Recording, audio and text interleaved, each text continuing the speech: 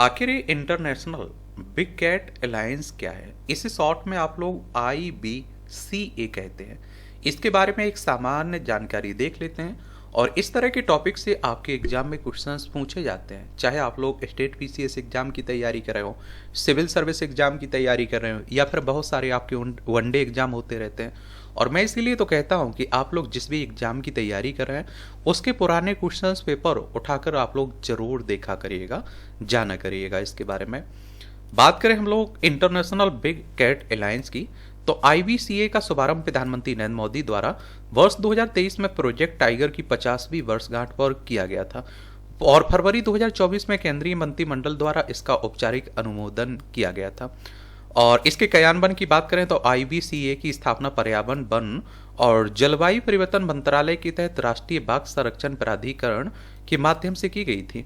यह संरक्षण विशेषज्ञता का साझाकरण करने, संरक्षण पहलों को वित्त पोषित करने तथा प्राविधिक ज्ञान का संग्रह बनाने के लिए एक वैश्विक मंच के रूप में कार्य करता है। उद्देश्य की बात करें तो इस पहल का मुख्य उद्देश्य बिग कैट की 7 प्रमुख प्रजातियों का संरक्षण करना, जिनमें बाघ, शेर, तेंदुआ, हिम तेंदुआ, चीता, जगुआर और प्यूमा शामिल है।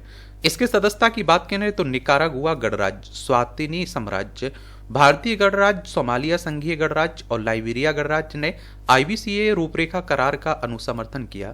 संयुक्त राष्ट्र के सभी सदस्य देश इसकी सदस्यता ग्रहण कर सकते हैं और जिनमें वे रेंज देश भी शामिल हैं जहां ये प्रजातियां मूल रूप से पाई जाती हैं, तथा वे नॉन रेंज देश भी शामिल हैं जो बिग कैट के संरक्षण में सहयोग करने में रुचि रखते हैं। देखिए, संयुक्त राष्ट्र की बात करें तो यूनाइटेड नेशंस की बात हो रही है। 24 अक्टूबर 1945 में स्थापना हुई थी।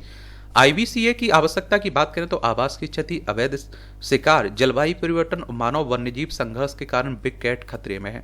जनसंख्या में गिरावट को रोकने और नकारात्मक प्रवृत्तियों को उलटने के लिए वैश्विक स्तर पर संरक्षण की आवश्यकता है। वित्त पोषण की बात करें तो भारत ने IBCA को 150 करोड़ रुपए 2023 से 2028 की सहायता देने का संकल्प लिया है और वह द्विपक्षीय, बहुपक्षीय और दाता संगठनों के माध्यम से अतिरिक्त वित्त पोषण की संभावना तलाश रहा है। संरक्षण प्रयासों में भूमिका की बात करें तो सहयोगात्मक संरक्षण मंच IBCA संरक्षणवादियों, नीति निर्माताओं, शोधकर्ताओं और सरकारों का एक वैश्विक नेटवर्क बनाता है। आवास प्रबंधन, अवैध शिकार विरोधी रणनीतियों और परिस्थिति की बहाली में सर्वोत्तम प्रथाओं को साझा करने की सुविधा भी प्रदान करता है। वित्तीय एवं तकनीकी सहायता विश्व भर में संरक्षण परियोजनाओं के लिए एक साझा वित्त पोषण पूल के रूप में कार्य करता है। कम संसाधन वाले देशों को तकनीकी जानकारी और वैज्ञानिक अनुसंधान प्रदान करता है। क्या करता है? अनुसंधान प्रदान करता है। और देखिए, अगर हम बात करें मौजूदा समझौतों एवं पहलों को सुदृढ़ बनाना, सिटीज, लुप्तप्राय प्रजातियों में अंतर्राष्ट्रीय व्यापार पर अभिसमय, CMS, प्रवासी प्रजातियों पर अभिसमय और अन्य वन्यजीव संरक्षण संधियों के साथ काम करना। इसका उद्देश्य राष्ट्रीय और क्षेत्रीय बिग कैट संरक्षण कार्यक्रमों का समर्थन करना है। जलवायु परिवर्तन शमन और परिस्थिति की सुरक्षा, बिग कैट जैसी शीर्ष शिकारियों का संरक्षण, स्वस्थ परिस्थिति की तंत्र, जैव विविधता संरक्षण और जलवायु लचीलापन सुनिश्चित करना। IBCA पहल के माध्यम से वनों और घास के मैदानों की बहाली से कार्बन पृथक्करण और जलवायु अनुकूलन में सहायता मिलेगी।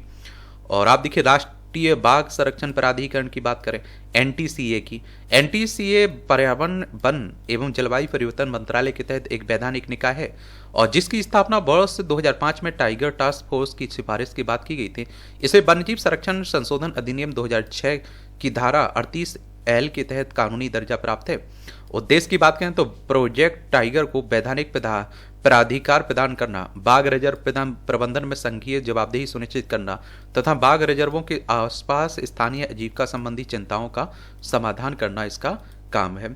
और देखिए, अगर हम लोग भारत में बिग कैट के संरक्षण के प्रयास कौन से हैं, जैसे ACI प्रोजेक्ट लायन हो गया, प्रोजेक्ट हिम तेंदुआ, प्रोजेक्ट चीता, वन्यजीव संरक्षण अधिनियम 1972, राष्ट्रीय वन्यजीव बोर्ड, प्रोजेक्ट टाइगर, ये भारत सरकार की पहलें हैं। ये भी आप लोग याद रखिएगा। तो ये सब आप लोगों को याद रखना चाहिए, समझ रहे हो? चलिए, आपका कोई प्रोजेक्ट टाइगर 1973 में आया था, ACI शेर पुनर्प्रवेश परियोजना 2004 में, प्रोजेक्ट स्नो लेपर्ड 2009 में, प्रोजेक्ट चीता 2022 में। ठीक है, इनके बारे में भी याद रखा करिएगा। चलिए, अब आपका कोई सवाल हो, मेरे लिए सुझाव हो तो जरूर आप लोग बता सकते हैं। धन्यवाद।